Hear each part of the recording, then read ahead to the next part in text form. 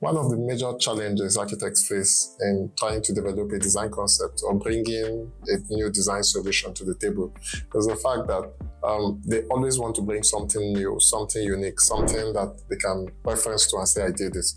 While this is very good, it's not always a key requirement in architecture. In architecture, what people are looking for is for you to be able to solve their specific design problems. And if you are lucky enough to develop something entirely new, fine. But in most cases, what you would have to rely on is on the works of people that have done something similar, because we don't have all the whole time to do the research ourselves and start from the beginning. So in this video, I'm going to be giving you a process you can use to develop design ideas pretty quickly to enable you come up with good design solutions as quickly as you can. In our case, we are designing a cathedral. So the first thing we want to do is to study the styles of building of that specific building. So you need to study the different styles in cathedral design. You need to know what those styles are. And then after studying those styles, you also need to know what forms are there in cathedral design, different types of building forms and shapes. And, both hospital design have such forms, airport design have forms, that they use to solve circulation and zoning issues. So you need to be aware of all those things. After I've finished studying these two, the next thing you want to be cautious of, or you want to know, is what are the major challenges, what are the major problems associated with this particular building, in our case, the cathedral. Once you know those major problems associated with the cathedral design, you will pick one or two to focus on. Now, these problems you have picked to focus on, you would have researched on them and seen how other architects solved the problems. Now, in trying to pick problems related to your design and you want to focus on, your site plays a crucial role. The location of the building, the technological advancements, construction method, all these things can contribute to say, okay, these are the major problems that are peculiar to my design in this locality. And I'm going to see how people have solved it. Now, when you see the solution pattern, not exactly like the shape of the building, when you've seen the solution pattern they used to solve that particular design, then it can now give you inspiration. May not need to copy everything, but it will give you inspiration on how to start to make sketches and sketch forms and patterns that you may propose as your design idea. Your design idea doesn't need to be entirely new. You can pick different sources, join them together, and it can form a very good design idea for you. But the most important thing now is this process of presenting it. That see, I've researched this building, these are the major problems in this building, these are the specific problems based on our site location, and this is what I want to solve, and based on the kind of client requirements. And this is why I want to solve these problems. And this is how I have solved these problems. And this is my design idea. So this is the process we'll be following. And for record purposes, I've not even thought about this cathedral design up until now as I'm making this video. I want to try and experiment this process and see how it works. All right, so we'll start our research from studying historical styles of cathedral design to what cathedral design is today. I just did a quick search on Wikipedia, and the cathedral aspect in Wikipedia is really concise. This is a historical layout of cathedral design, where the nave where the congregation stays, is mostly cruciform, is intercepted by a transept. The altar is here. The west wing is always the entrance, and the east wing is always the altar, and possibly on the transept sometimes, or the cross wing, you could have chapels there. The history of cathedrals very quickly, as described here. It describes like the parts of the cathedral, and also talks about the west front wing, the access into the cathedral. And if you look at the west front of the cathedral, they are mostly the most beautiful parts of the cathedral, and then the east end is behind the altar of the cathedral. So these are the two or three major aspects of the cathedral. The east end, west end, the nave, the transept, cruciform, and the rest. This is how the cathedral design developed. And cathedral design is always known for exterior ornamentation in the historic times, and they are really, really beautiful buildings. Internally, there is a main aisle into the cathedral. So you can see that in these three images, the main aisle. The main aisle also contains the nave. The nave is where the congregation will stay. You can see some pews here. There are no pews, but it's placed down to the altar. And then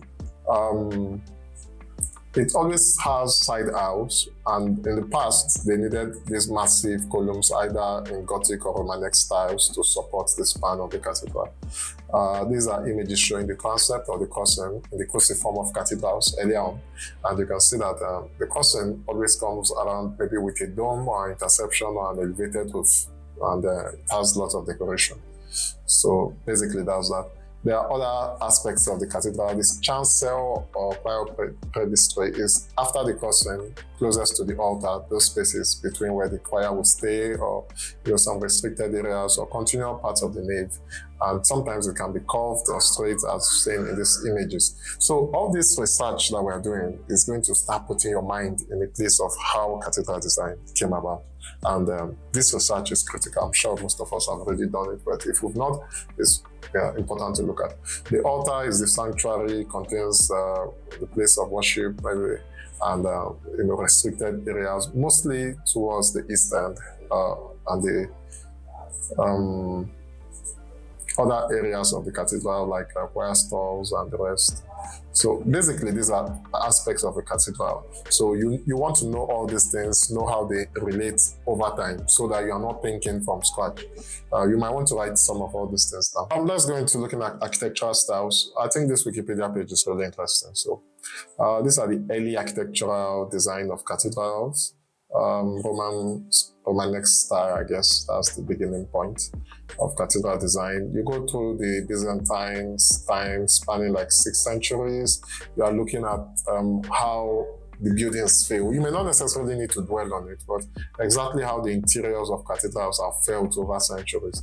And okay, this is the Romanesque style of cathedral designs. You can see the examples of it, exterior and the interior. And in all this design, you can still remember some of the things that you've seen, like the axial cruciform arrangement of most cathedrals, and the nave as the central point with side aisles and a central aisle for procession. This is the Gothic styles with the pointed arcs, and and now this allows for slightly more spans, but all through this period in cathedral design is almost universally seen as an axial design layout. When I mean an axial layout, I mean it's mostly rectangular and maybe cruciform in some cases, and the arms expanding close to the altar. So the design of cathedral was not really, how would I put it now? It's not something you can just do out of the ordinary in this story. So during this period, like the first 1,000 years of cathedral design, it's almost, the form has been uniform. So something you will notice is that in the first 1,000 years of cathedral design, the form has almost been uniform. Mostly axial seating, the nave, the central aisle, side aisle, the altar, faced in the east end, and the access in the west end. So let's see how it's been developing. Is it your phone that is doing that? Sorry, all right, no problem. So let's see how it's been developing. The Renaissance is the awakening of the Romanesque, Roman eras of cathedral design.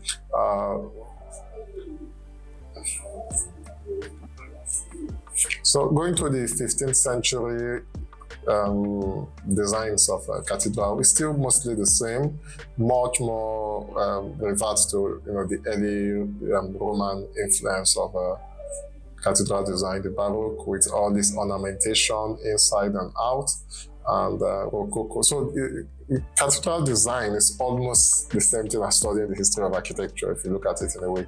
And then we have the revivals within the 19th and 20th century, and then we have the modern era of cathedral design. So going through this, you can appreciate how far cathedral design have come. And in the modern era, you can see we don't have all the massive columns inside the worship areas again, possibly because we're able to span, and then less ornamentation in majority of the cathedrals being built. So most of the ornamentation in cathedral design was up to maybe like 19th, 20th century. And so we have the postmodern era where some cathedral designs are actually going back as a reaction to the dullness of modernism, to some historic forms of cathedral design with a lot more ornamentation. So these are buildings built within the 1990s and possibly 2000. So after having studied these styles in-depthly, it's important that you get to know a lot about what you're designing. The next thing I want to talk about is what are the major forms associated with cathedral design. From this analysis, we've seen that the primary form is the cruciform, but if you scroll down to the modern era and very postmodern era, you might begin to see examples of maybe secular cathedrals, like the Liverpool Metropolitan Cathedral, for example. Basically, we have two layout of cathedrals sitting. We can have the cruciform or the axial, and there might be various iterations of it. We might have the secular or radial sitting arrangement. So you might decide on which one to pick depending on what you want and how you want it to play out. So we found out the styles associated with cathedral designs. We've also been able to get out their forms. The next thing we want to talk about are the major problems associated with cathedral designs. The first one is acoustics, which is the ability for you to hear clearly whoever is on the altar, and the form might affect acoustics. Secondly, the major problem in cathedral design could be, in our own region, will be lighting and thermal comfort. In designing a cathedral, you want to ensure that it is well lit during the day, and it's also good in the tropics where the environment is hot, that the cathedral is able to be cooled both naturally and otherwise. There is also consideration for the structural stability of the cathedral. That's why old cathedrals that were built with stone and bricks were using very big columns and large spans and sharp domes and the rest to support the building. Finally, I think the aesthetic appeal of cathedral is also one of the major problems. The cathedral has always been known to be a beautiful, well-decorated building. So it's also an issue trying to balance that with our modern materials. So for me personally, as somebody that is designing a cathedral within the tropics, I'll have to consider thermal comfort as one of my major problems to look into the cathedral design. As the first one, the second one I want to consider is acoustics, and the third problem I want to look at will be the aesthetic appeal of the cathedral. So once you finish defining your problem, you might want to go back to case studies to see how people have solved those problems. So that's what I did. But I couldn't search the internet, so I just went straight to my AI. I said, please give me an example case study of a cathedral design that solved, thermal comfort is very important to me, acoustics also, and still being aesthetically pleasing. So he gave me this first one, is the Cathedral of Light in Oakland. It explains some things that even if I was doing a case study, I would have picked. So the thing is, the concept of this particular one is light as a material. And the shape, the material, and the focus was all about the lighting. And it did not use stained glass. It used perforated aluminum panels, and the lights entering from it creates an image that makes it float. I went online to look out for the Cathedral of Light. It's a building that's built for the 21st century, and the materials and elements. You could see the video showing the interior of the cathedral, and the use of the aluminum panels, wooden slates, and how well lit the cathedral is. So it serves for lighting, it's fairly aesthetically pleasing, and at night it still stands out as a very good church building. And so I really enjoyed the cathedral. Maybe I would have preferred something else during the day for us to see some kind of imagery here, but at night it really shines forth. So this is a very good example of a modern solution to an aesthetic problem. There are still some, things that still relates it to the old cathedral, but solving for these things is very good. And so this particular case study gave me some insight. The next one, I read exactly how we did, and I asked for more. So I said, give me another example. He gave me another example of the Northern Lights Cathedral in Norway. So what I noticed is that it's giving me examples that are not in the topics. And my study for thermal comfort was focused on the topics. So this particular building in Norway talks about retaining heat. And there's something I'm beginning to see with regards to the facade of cathedral designs in recent times. There is a very big concern about acoustics. So the walls are not like very rigid and heavy, and the ability to create irregular patterns on the interior so that sound can dissipate and not an echo don't disturb is something I've seen and learned also. Cathedrals of the Northern Lights also, the shape is not very conventional, and the form also, and the way the tower goes. So it goes to show me some creative aspects of cathedral design and how it's not all that rigid. So I came back to here and I was like, see, it's like you're not getting me. What I need is, I'll prefer a solution in the topics. So I say, can you give me an example of a cathedral in the topics? Because actually that's what I'm looking for. So it went back and gave me this particular one, St. John's Cathedral. St. John's Cathedral in Georgetown, Guyana. And I don't think I went through this particular cathedral. And I didn't go through this cathedral. Now, the main reason I didn't go through this cathedral is because I just saw that it was completed in 1894. So for me, I felt like that's a little bit old. I need slightly more recent case studies because of what I'm trying to do and how cathedral design has quickly evolved between before the modern era and the modern era. So I need some things to spark up my imagination. So and I'm like, give me one built recently in the 20th or 21st century. So it came up with the Cathedral of the Sacred Heart in Kericho, Kenya. And I decided to immediately research on that myself. And here we go. So this is a very wonderful solution to thermal comfort with the design of a breathing roof. You can see the image here. And there is something I've seen with this, which is also in a way trying to control acoustics, is the slits on the ceiling and then the space in between them, and the ability of the light and the hot air to rise and dissipate into the building very quickly. So it's the form itself and the explanation of the design I really enjoyed. So I think this was during the construction of the building of the church, and the shading, the overhangs within the church is also good. Possibly it's not as decorated as the Gothic cathedrals of old, but it solves the problem. And the fact it tapers down to the altar, so the whole focus goes down to the altar as you get into the church. It's also a very nice idea and concept for the design. So I've seen quite a lot. I've gone through case studies, and I'm going through case studies that have direct influence on my design. So these are all the things I need for me to now go and begin to conceptualize my own design ideas. So let me see what I can bring out with all the things I have learned.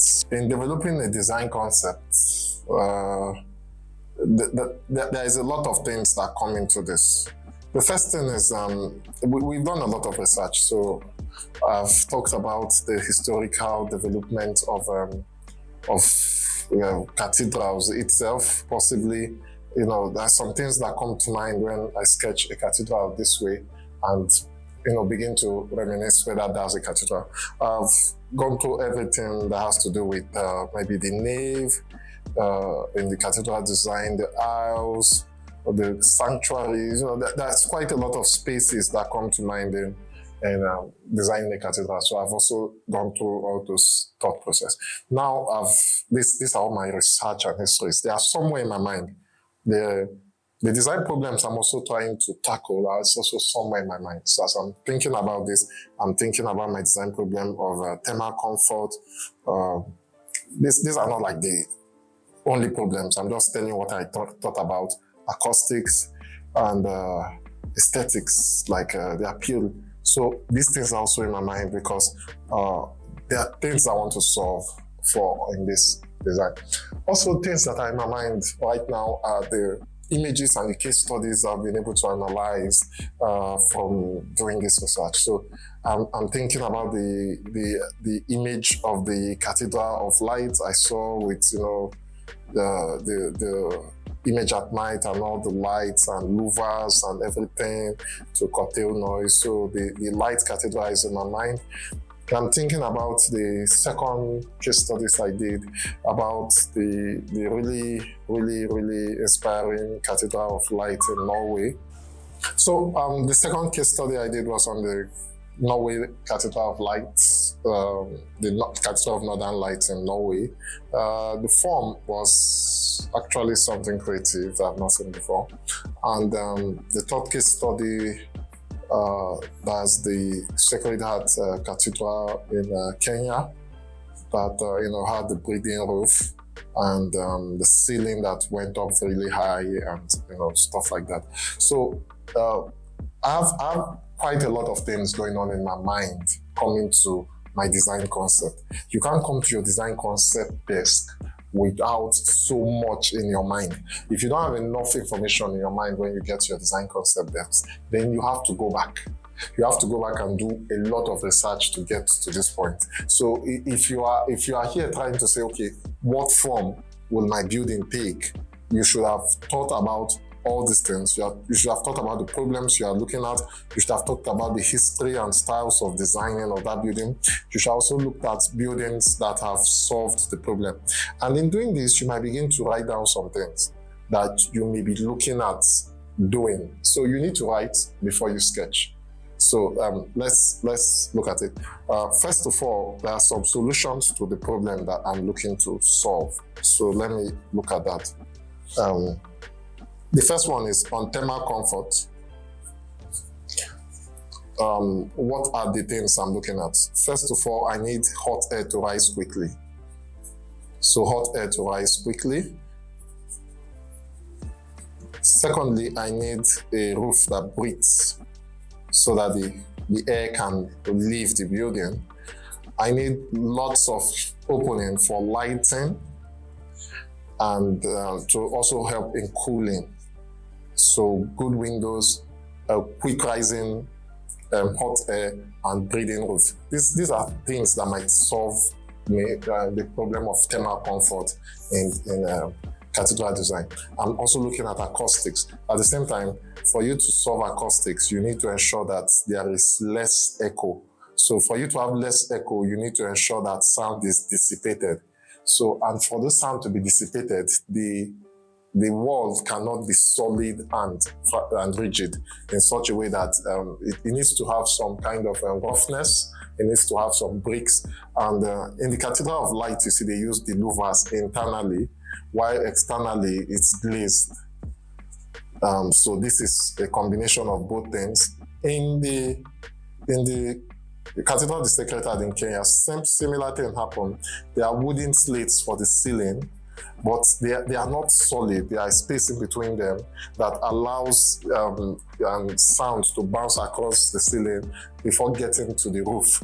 So in between that there is a two-tier system of wooden slates for the ceiling before the roofing system, before the air leaves there. So and the ceiling rises up very quickly. For the Cathedral of the Northern Lights, there is also use of some rigid, some openings or thereabouts in the wall that helps trap noise. So opening on the walls. So on the final design problem I'm trying to solve is aesthetics. And aesthetics, from my research, I know that the seating in a cathedral is either axial with the altar here, possibly with a cruciform, and there might be, there might be variations to this. The cathedral might take more forms due to modern design concepts, and there might be a radial one where the altar is here, and we might have kind of radial seating, either in and around the altar, and some other facilities behind the altar, something of this sort. And so these are the two major forms you might take in terms of layout of the cathedral, with a center altar, radial seating towards the altar, or with an axial form with different variation of axial seating. And then possibly now with good technology, we might have we can have galleries of people sitting at a higher level, viewing the cathedral. So basically, these are things I've been going through my mind based on the amount of research I've done on cathedral design. And from here, I can begin to pick out things that my design will contain. See, I'm not just going straight into just designing. You need to look at all these things carefully, then begin to pick out things that your design will contain. So for me personally, to achieve thermal comfort, I know for a fact that I would have to have some form of high roof that will allow hot air to rise and escape. In that case, I would also allow a lot of lighting to come in from either windows and the rooftop, or possibly windows, better in the rooftop. I might have to make sure that it's shaded to help light. In terms of acoustics, I would have to incorporate design features that dissipate sound. This can come in form of a louvered ceiling. It can also come in form of staggered walls and wall treatment. And very importantly, also in thermal comfort, I would also want to work on my ceiling in such a way that it allows air to escape. Okay, I've already said that. In aesthetics and form, I don't know which one to use yet. This is more common form of cathedral design, but aesthetic-wise, this might come in handy for contemporary designs. So I have some idea that okay, I need some form of shading. I need for some form of treatment from this point, and maybe this might also work for the form. So I have all these things. The next thing I want to do before I begin to develop my concept is I'll keep this aside. I'll consult it. The next thing I want to do my concept is to go to the site and start to imagine. Now, I can't really remember all the details on the site, but the site is sort of this way, something along that line. The existing cathedral is down here, and then this is the access road coming into here. And then possibly this is the major access. We are just envisioning based on the fact that we're walking into the site. And if you are coming into the site, this is your main view line. So this is your side, the view into the cathedral. And what you want to do is to get out something that looks like your buildable area or possible position of the cathedral building. That's the first thing you want to do. So possibly we might begin to look at how we'll zone the site first of all before, the design starts from the site. So developing your concept, you have to have an idea of the site. I'm looking at probably having maybe parking and greenery here, having a buffer zone for pedestrian movement, maybe between here, all the way around here and here. Maybe having also green areas. Have the main cathedral building here within this zone, and other facilities might come around there, but the main building here, green area, maybe sacred parking for bishops or priests parking here. Then have here for greenery also outside the main cathedral. So this zoning might happen first of all just to get an idea of where the main building is.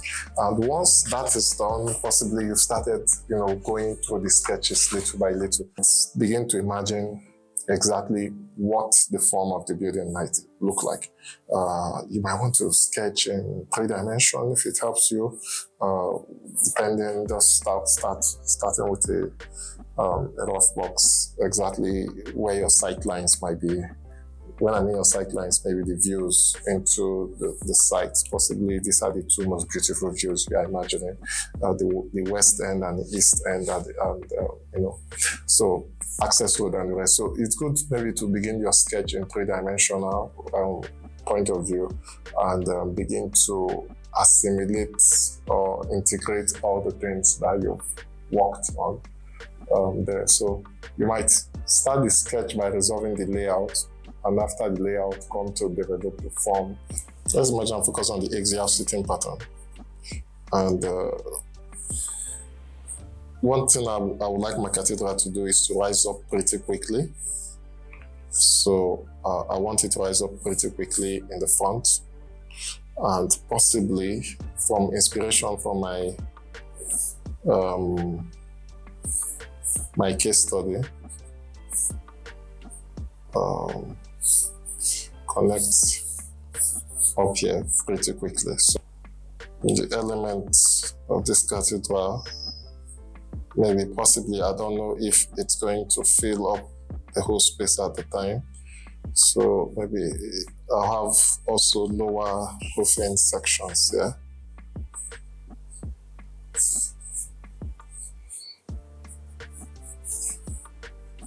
So maybe another section here, another section here. So I'm just imagining the cathedral rising and rising and rising, and now I don't know what ideas I'm getting out of it in total, but this is just my first sketch of the form, of assuming I have some axial sitting, and possibly if it can't get too wide between here and here, so that the sight line between here and here still works. That's something to consider, because now once you begin to sketch the form on the facade, you now have to be imagining the form on plan. That's on Latin. So I'm like, okay, this is my form on facade. How will the plan work? Where will the altar be? And then how many aisles will I have? These are the aisles on the lower side. These are the aisles on the higher side, and these are the aisles on the other lower side. So these areas will be this area that are low, and this is the main area that are high. Will I have a need for a gallery at all, maybe within this section that is high, to overlook the altar? Will the sight lines between this section and this section function properly? What will happen between these sections here? Will I leave it for maybe the crypts and the baptistry and some other chapel or stuff like that? How will the wind go through this building and then evacuate through the middle in this section? So these are those concepts I'm looking at, and possibly this is the beginning of my design for the cathedral and how it might flow. And so this is where it comes. I decide to explain all my roof and my ideas and concept and what have you. It's not always easy. It may not just flow out at the same time. You may not get all the ideas together. But from where I started and my analysis down to the end of this video, I hope I've guided you towards how you may be able to develop a design sketch and idea for a cathedral design. Thanks for watching. I hope to continue this in detail. I might say, okay, this is a fair attempt. This is working. And I might look at it and say, okay, tomorrow I'll continue and develop further on this. But I have a good idea on where everything is. I have a rough idea of the floor plan. I have a rough idea of the form.